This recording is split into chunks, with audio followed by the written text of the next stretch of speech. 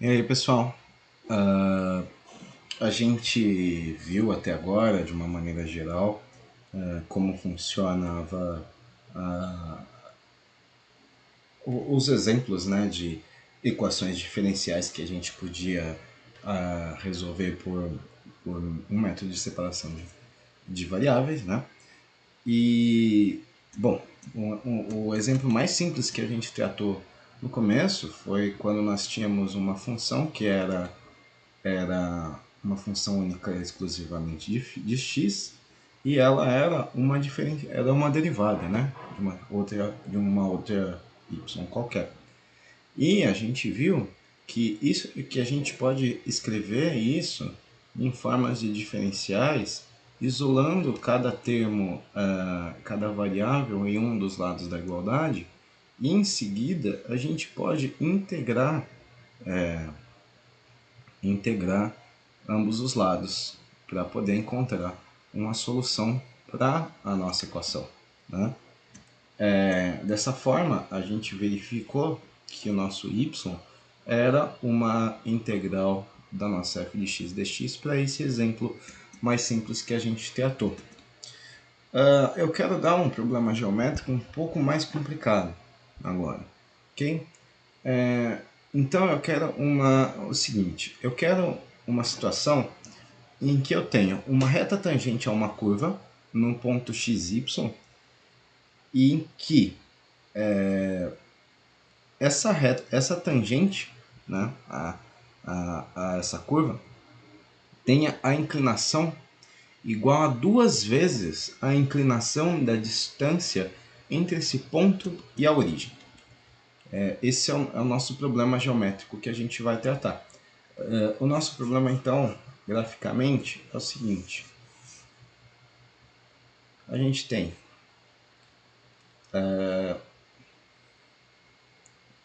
uma curva qualquer, ok? E um ponto xy, tá? Aqui a gente tem uma reta tangente a esse ponto. A inclinação dessa reta tem que ser igual a duas vezes a inclinação dessa reta aqui. Ok? E eu quero saber que curva é essa. Então, como é que a gente arma, né, esse exercício? Do ponto de vista algébrico, né? Bom, a gente tem a inclinação da nossa reta tangente é a derivada da nossa função, né? Da nossa y. Ok? Isso é igual a duas vezes quem? A inclinação dessa reta. E a inclinação dessa reta é a nossa y sobre x. Né? Isso aqui é a nossa inclinação. E aí, bom, o que a gente pode resolver agora é por separação de variáveis, né? Usando a metodologia que a gente vem tratando. Então, termos com y de um lado, termos com y de outro, a gente tem que dy sobre y é igual a duas vezes x dx, né? E agora a gente viu que é ok a gente integrar os dois lados, ok? É ok fazer isso.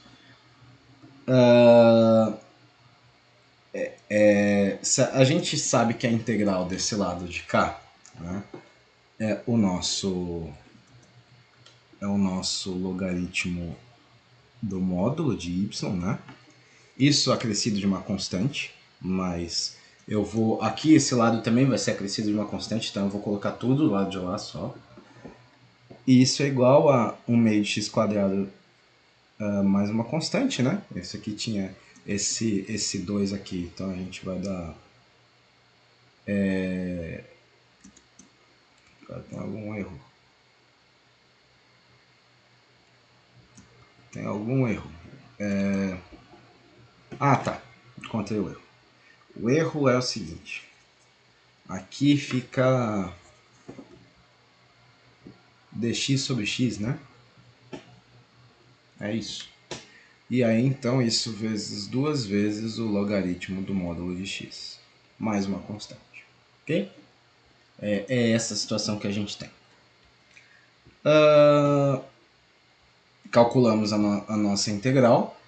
E agora, para a gente poder isolar o nosso termo para y, o que a gente vai ter? A gente vai ter que exponenciar todo mundo. Exponencial de ln de módulo de y é igual a exponencial de 2ln de módulo de x mais c. Tá? E, bom, e a gente lembrando que essa exponencial aqui, usando a propriedade das exponenciais, vai ser exponencial de c vezes a exponencial de 2 vezes o logaritmo do módulo de x, né? E isso aqui, 2 vezes a exponencial, usando a propriedade dos logaritmos, a gente vai ter que isso aqui é a exponencial do logaritmo do módulo de x ao quadrado, né? Portanto, né, a esquerda aqui, a gente vai ter que o módulo de y é igual esse e elevado a c, né, vezes o nosso x quadrado, tá bom? A questão é a seguinte, né? A questão é que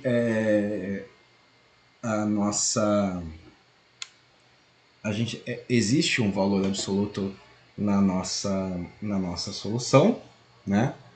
E esse valor absoluto, ele portanto nos diz que a solução do nosso problema para y, ela assume duas equações, né? Ela assume como resposta e elevado a c vezes x quadrado, né?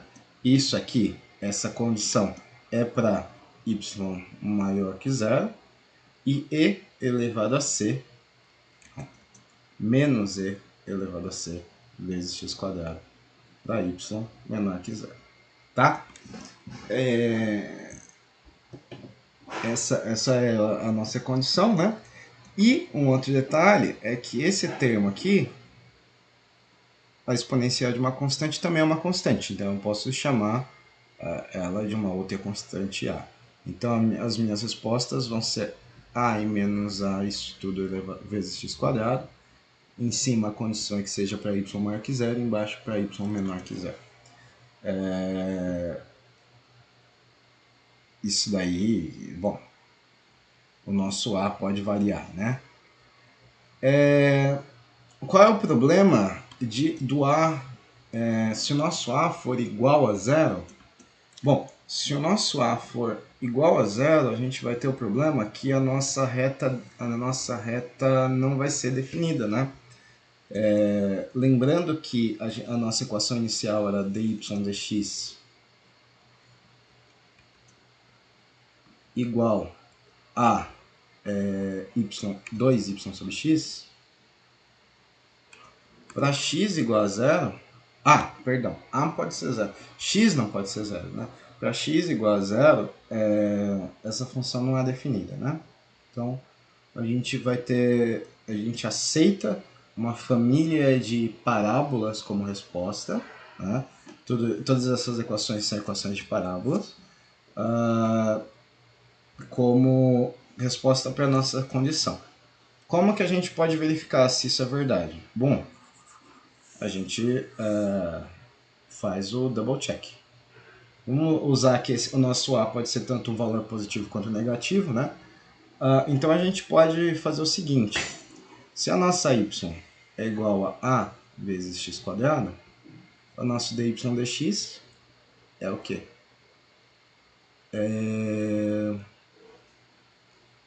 2ax, certo? Então, a gente precisa que o nosso ax, né, seja igual ao nosso y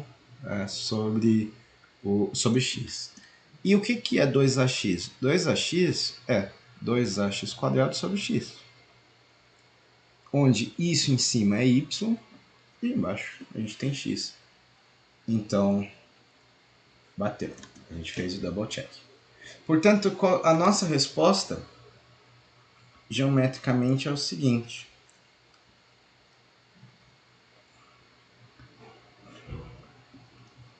Para uma família de parábolas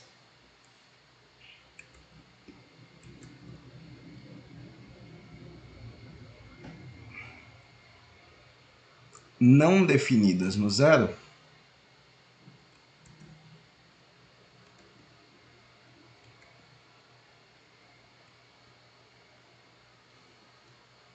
ok? Então, vou deixar a bola aberta aqui no zero. E para uma família de parábolas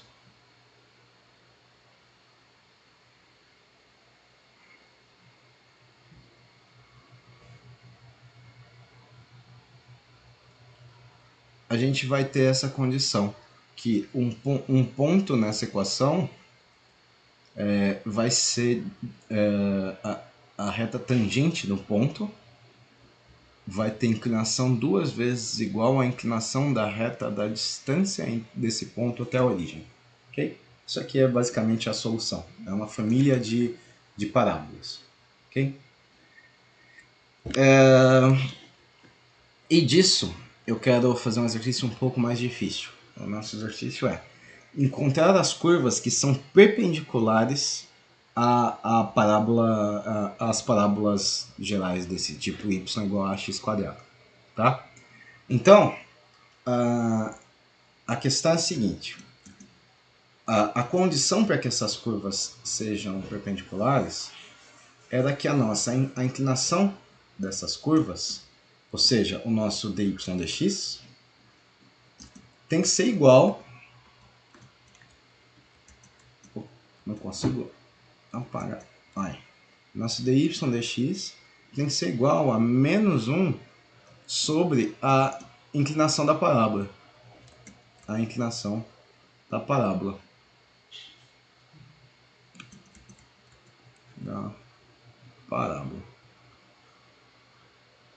Tá? Essa é a nossa condição para ser perpendicular. Está nos nossos primeiros vídeos. Isso é de geometria analítica elementar, né? Portanto, essa inclinação tem que ser igual a menos 1 dividido por 2 vezes x sobre y. Y sobre x. Tá? Que essa aqui é a inclinação da parábola, né? A gente viu isso no exemplo anterior. Certo? Isso aqui, portanto, é a mesma coisa que menos x sobre 2y. Tá? Bom, aí a gente aplica a separação de variáveis que a gente já conhece. E a gente vai ter que nosso dy 2y dy é igual a menos x dx, ok? E é lícito, né?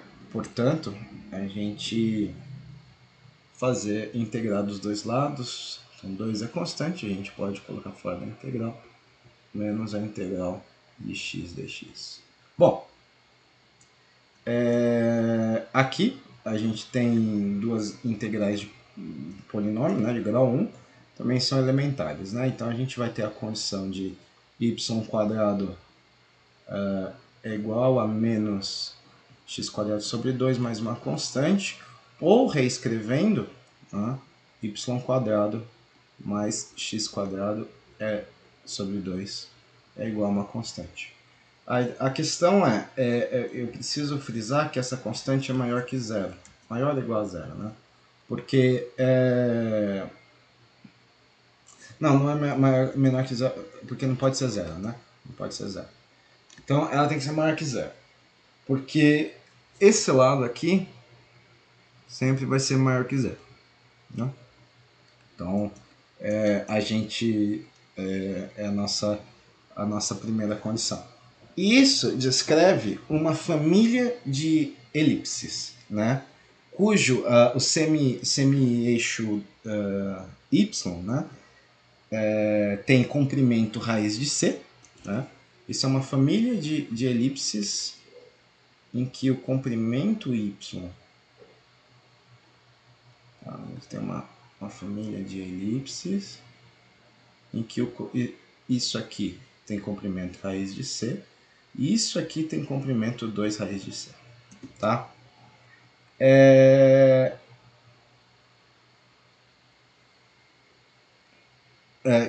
Bom, isso, se a gente quisesse escrever da forma explícita, né? A nossa equação era y² mais x² sobre 2 igual a c. Se a gente quisesse fazer isso explicitamente, a gente teria y igual a mais ou menos a raiz de c menos x² sobre 2. Essa é a nossa forma explícita, em que o lado positivo é a parte superior da elipse e o lado negativo é a parte inferior da elipse. Qual é a consequência disso? É que para qualquer elipse com essa cara, a gente vai ter que dentro da nossa solução anterior da família de parábolas, que a gente estava tratando, toda elipse com essa característica vai ter pontos, os pontos, isso era para ser uma elipse, né?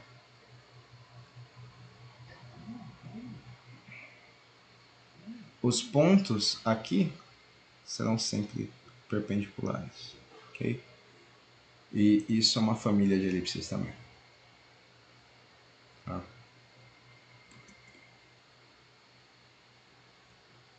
Essa é a solução do nosso problema. Bom, de posse desses problemas mais complicados, eu quero deixar um exercício um pouco mais simples, né, para a gente poder resolver.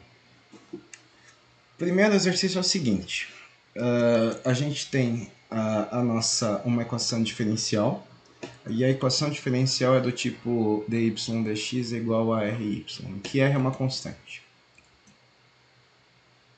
E essa equação ela descreve uma situação em que o tamanho de uma população y aumenta a uma taxa proporcional ao seu tamanho. Tá?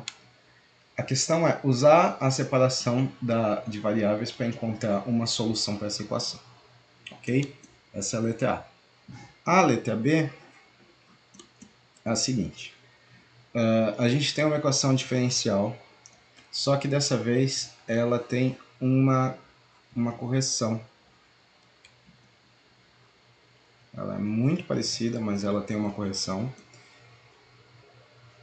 com S maior que zero. Ok? E ela descreve a variação numa população que tende a um valor fixo S, ok? Esse aqui é o valor fixo da população.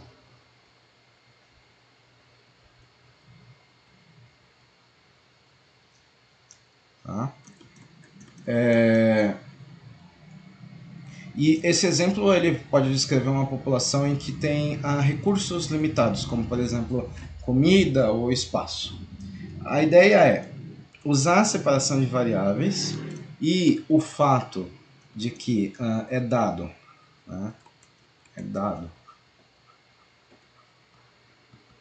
que a integral de y s menos y é igual ao quê? É igual a 1 sobre s vezes o logaritmo do módulo de y vezes s menos y mais uma constante e encontrar a solução. Tá? Esses dois são os exercícios. Esse aqui é relativamente simples, né? Esse aqui é um pouquinho mais complicado, mas é dada a integral. Tá? Eu já tenho o resultado da integral. Ambos por separação de variáveis. Bom, era isso e até o próximo vídeo. Tchau, tchau.